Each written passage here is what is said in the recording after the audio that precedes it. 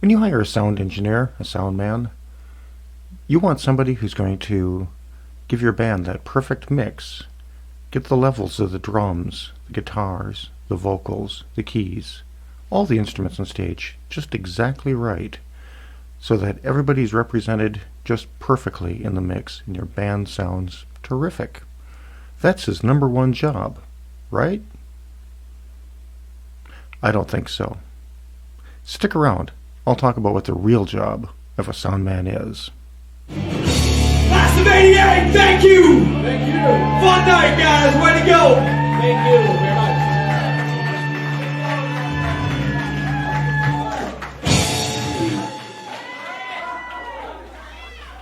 Hey friends, thanks for coming back for another episode. This is Sound Guy Barry, and I'm going to tell you what my thoughts are on the purpose of your sound engineer.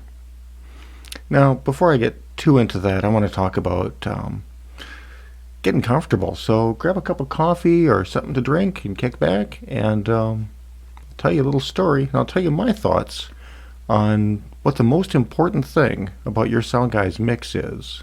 And it isn't getting the band exactly right.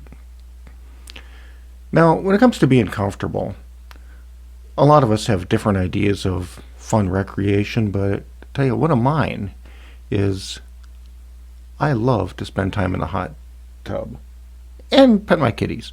But I love to spend time in the hot tub, and on a nice summer night with the hot tub sitting at 102, 104 degrees, drink in my hand, I could probably hang out there for hours. I just love it.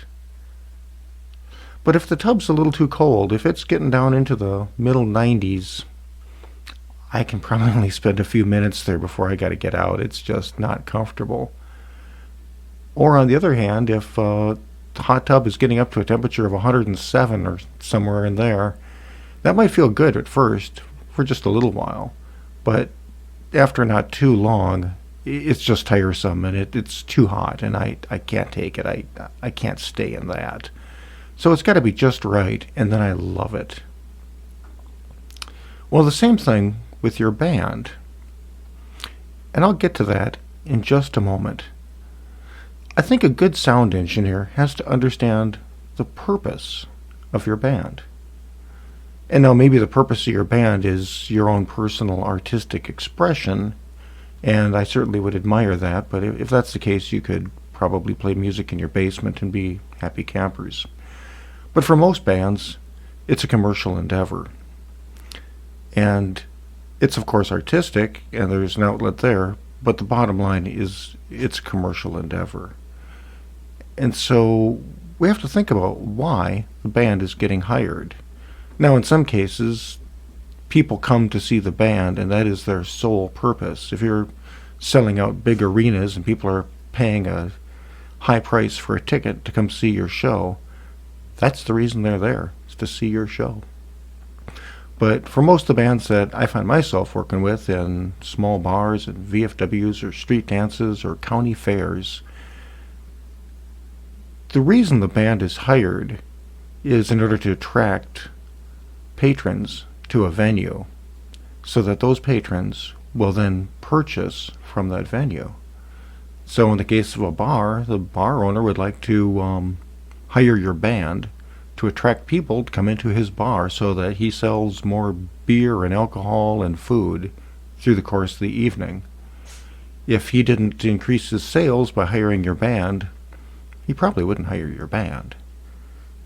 So therefore, we want to entice people to make purchases at the venue. And your sound engineer should understand that that is the ultimate reason he is there as well. And so you may ask, what does this have to do with your sound engineer's mix? Oh, it has everything to do with his mix. You see, like the hot tub, it's all a matter of comfort. Your sound engineer, you certainly want him to mix your band well and represent your band as well as he can and give you a perfectly blended mix.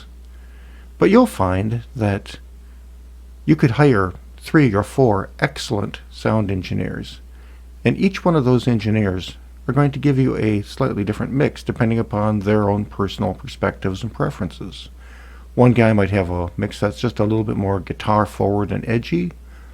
The next guy might have a mix that's got a bit more vocal dynamics in it and vocal presence and a little more melodic. And all of those mixes could be considered excellent sounding mixes. And the audience, more or less, would probably be very happy with any of those engineers at the helm, as long as they're all doing a good job and they're all representing your band well, albeit with slightly different angles. But what's the common element? The common element is spectral density. That is, like the hot tub analogy that I just mentioned, the sound has to be comfortable for the audience, because a comfortable audience will stay longer and purchase more. In most cases, I think the venue owner who is hiring your act to come in would be most happy if people would come to see you and they would come early and they would stay late. And during that lengthy period of time that they're watching your band, they're buying stuff from him. So the job of your sound engineer is to help entice the audience to stay as long as possible. So if your sound engineer is running your hot tub, he'd make sure that the temperature is just right, so it's comfortable. So how does he do that with your band? Well, a couple of ways. One is in terms of pure volume level. There's a certain volume at which emotional engagement occurs, and you need to be above that threshold in order for people to get emotionally engaged with your music. And then there's a certain volume threshold at which point it becomes uncomfortable. Either people are not able to talk to each other easily, or worse yet, the venue can't take orders from customers because it's just too intense. And of course, you're never going to please everybody in the audience. Some people like it really loud and some people don't. But there is a happy medium that your sound engineer should be shooting for. And he should be able to read the demographic of the crowd and play to that demographic and get within the appropriate volume level to satisfy the majority of the people in the venue. It's not an ego contest. When I mix sound, I usually have an awful lot of power still in reserve and on tap that I could reach for. I mean, just because you can doesn't mean you should. You have to make it comfortable for the audience rather than burning rubber for yourself. A little bit of maturity there. And more importantly is spectral density. And that is, if you're to look at the spectrum of sound from the lowest notes to the highest notes, we have to look at the power density in each of those ranges to make sure that it sounds in balance. Because our ear brain is set up so that we're very sensitive to abnormalities. And if there are sections within that audio spectrum that are significantly out of balance, it's going to cause a real level of discomfort with your audience. And they may not be consciously aware of that issue, but it will cause stress in the audience, and the audience will not want to stick around for very long if you have significant irregularities in the spectral density of your show. Now, curiously, if you're looking at the spectrum and there are parts where the energy is weak, our ear brain is actually pretty good at filling in the holes of missing information. But if there are areas where there are great peaks, that will cause discord. And particularly if those peaks are in the upper mid-range, between 4 kilohertz, 3 kilohertz, 6 kilohertz, somewhere in that range, we are extremely sensitive in our hearing. And so we have to be careful of that spectrum in particular. But if there are holes in the spectrum, we fill it in pretty well. For example, if you are looking at a television, the picture may look spectacular until you get real close to the screen and then realize that the picture isn't one linear sheet of color. It's actually made up of many tiny little dots. But but our eye brain puts all those dots together and fills in the holes. And when we stand back, it looks smooth and in control. Okay, so I've talked about spectral density. So how do we check this? Well, a really good engineer and somebody with an ear for music and some experience may be able to just listen to the system and immediately know that there's problems in the response.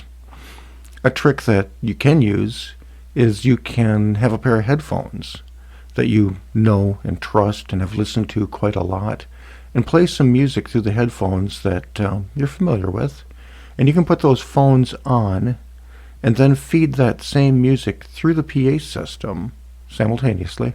And then as you slide your headphones off, you'll hear the sound coming from the speakers rather than the headphones, and you'll be able to quickly ascertain any major differences between the speakers and what you just heard in the headphones. And so if the speakers suddenly sound a lot brighter than your headphones were, you know that there's too much energy in those ranges. Or if the speakers, sound irregular in the mid-range, you know that there's probably an adjustment to be made there. You can measure it, and that's commonly what's done with tools like SMART, which is a spectral analysis tool that works really well. It's PC-based, and I use SMART sometimes.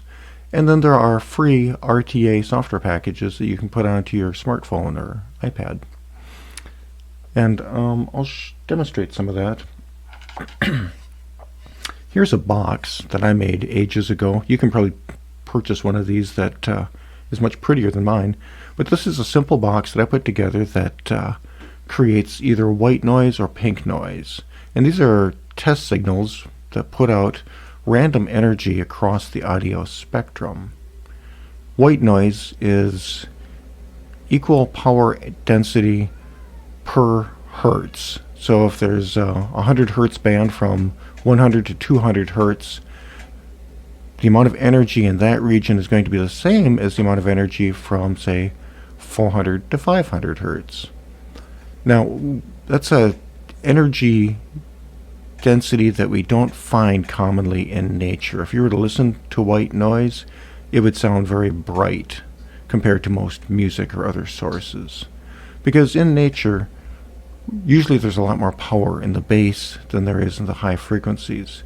And we see this in our loudspeaker systems, where your subwoofers are very large and powerful and have big magnets on them, and we typically can put a lot of power into the subwoofers. Whereas on the high frequency elements in the system, the tweeters, for example, we generally don't use anywhere near as much power. And the tweeter drivers tend to be a lot smaller than the woofers, because that's the energy density of music. There's a lot of energy down the bottom end and not quite so much in the top end. And so then we have pink noise test signal, which more accurately reflects the kind of energy density that we find in nature with music and other sounds like speech and so forth.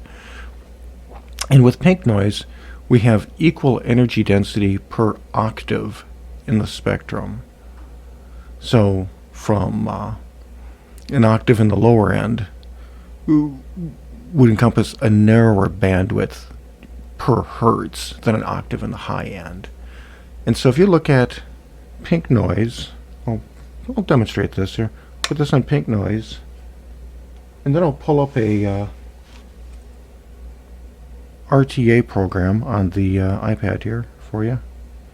And I'll plug that signal into the jack of the iPad.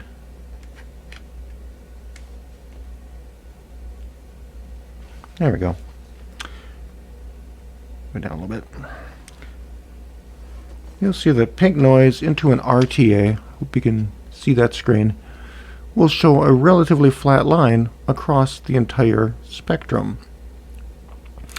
And so when you're listening to your band and you put up an RTA application like this, you're going to see a spectrum generated that will show the amount of energy density from the low side of the screen to the high side of the screen. And it's not going to be a flat line. In fact, with most music, it'll probably roll off somewhat on the top end. And I'll put up some graphics here So you can see over here that we have, actually I'll put it, let me stick it over there. Why don't we? Yeah, that'd be better.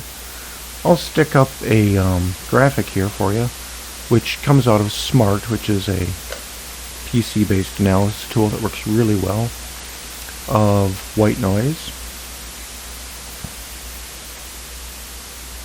And so you can see with white noise that slope goes upward toward the high end. Now I'll put up pink noise. And with some experience, you can play pink noise through the system. If you have a good ear, you can pretty much pinpoint where the issue is, where the issues are with the system. And then finally, I'll put up a screenshot here of some typical music and see what its spectrum looks like. So when your band is playing, if you were to pull up an RTA application, you should see something like that chart of music right there. It's going to bounce around somewhat depending upon just exactly what's being played. But you'll notice that in that chart, there's no part of the spectrum that's really got any major peaks. I mean, the whole thing might have kind of a slope to the curve, and there's some little hills and valleys and whatnot, but there's no any one part of it that's got a major peak jumping up, or for that matter, any major holes dipping down. Now, when I look at a chart like that during a show, I long-term average over the length of a song or better. So I'm not worried about little things that pop up here and there. I mean, certainly as the drummer crashes on the cymbals, you're going to see that part of the scale jump up for a moment. But I mean, over the long period of time, the averages should be pretty smooth, looking like that chart. And if I see any part of the spectrum that's consistently bumped up, well, that's a clue to me that maybe I've got a little too much energy there, and it probably should be addressed with a little nudge from the equalizer to try to smooth him out some. Now, you might argue that the microphones used within a smartphone or your iPad aren't exactly calibration quality instruments, and I certainly wouldn't disagree with that. But actually, the cameras and microphones on a lot of smartphones are surprisingly good these days. You probably will notice that on many of those devices, they roll off the bottom end. So measurements below a couple hundred hertz are somewhat dubious. So I would take all of that with a grain of salt. Obviously, using a real PC or a real instrument with a proper calibration mic is going to be a lot more accurate. But even a smartphone is probably going to be a pretty good instrument and more consistently accurate than most of our ears. A cutie visit. How nice. So that's a suggestion for you. So, I think that this is a problem. I have to take a moment to meet the Buddha kitty who decided to come and visit. So I think it's important to make sure that your audience is comfortable and not drive them out of the venue by having any major peaks in the response to your system over the long-term averages. One of the struggles that you may face is that different parts of your audience receive different quality audio. You're probably listening to the band in a sweet spot of the venue where it sounds great, but some people off to the side of your show may not be getting the same quality of experience. And so, sorry, my Buddha kitty is checking out the mic here, and it's probably not helping the production quality. And so you have to be mindful of the people on the side of the audience too, and do your best compromise to adjust speaker angles and equalization, and whatever you can do from a production angle to make sure that the majority of the audience in the venue gets the best sound possible. That's always the challenge. One of the great things that I find about today's digital mixing boards is that I can mix remotely with my iPad, and I can roam around the venue and hopefully make sure that everybody is getting a quality show. And sometimes I make some compromises if certain parts of the audience are getting really irregular sound. It's my job to provide the best sound to the greatest number of people. So there's my tip, is that make sure that your sound engineer understands the real purpose that you're playing. And it isn't necessarily just to make the greatest sounding show. It's to make the show that will have the greatest impact on the audience and help your audience stick around for the longest period of time. And for me, I think that getting the spectral balance right is probably paramount. And after I get that job done, then I make sure that the band mix is as perfect as it can be.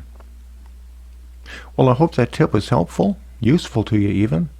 My name is Barry, and I'm a sound engineer in the Minneapolis-St. Paul area. If you need help with your band, I'd certainly like to assist if I can. You can find me at www.soundguy.rocks, and I hope you decide to subscribe. If you hit the bell notification here on YouTube, they might notify you if I put up new information. And hope you have a great evening ahead, and I hope to see you again in a future episode. Thanks for watching.